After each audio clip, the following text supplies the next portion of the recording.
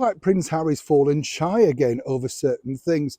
Not quite sure how or why are you, because when we saw him on that Netflix documentary, he seemed incredibly confident, ready to take on the world and ready to set his narrative, his truth, alongside the former cable TV actress Meghan Markle.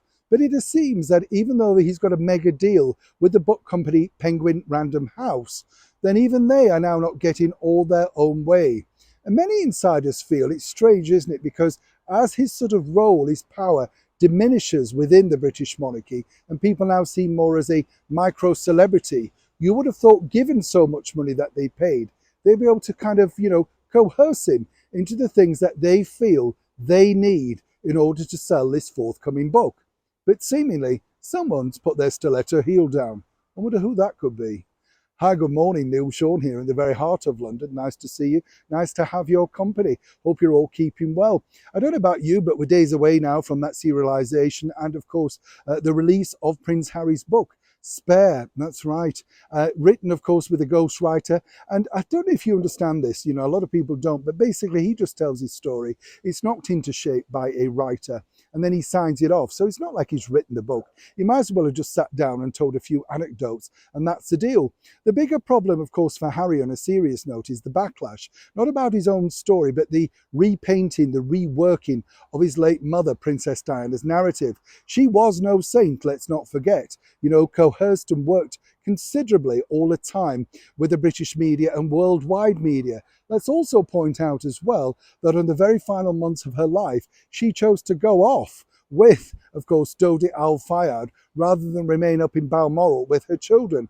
I'm not decreeing that's good or bad, but that is, of course, the true factor. She was invited to stay for 2 weeks by, of course, the king as he is now, King Charles, Prince Charles, to remain up there to spend time with William and Harry, but she chose to go away and decided to pursue that particular romance, whichever one you want to call it. Of course, this will be painted in a totally different narrative by Prince Harry because every individual sees their story differently. But according to a very good source at Penguin Random House, it's interesting to note that they wanted Harry to undertake this, a live online chat. This is where it literally is live. He's live in front of you.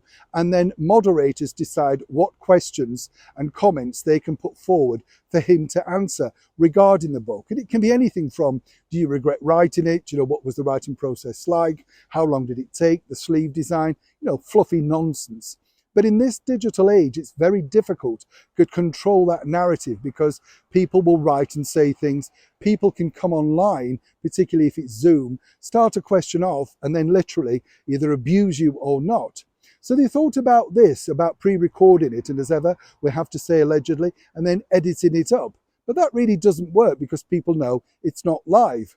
Now, that's been one of the battlegrounds for Harry and Penguin Random House. They need sensationalism to make sure they can sell the book. It's not going to be easy. People are feeling the pinch in the early part of the year, £25 for a book. And I know it's discounted around the world to a lot less, but still, it's still a lot of money. And we'll get most of it for free, won't we? Let's be honest, in the newspapers and reports. So why would you need to buy it?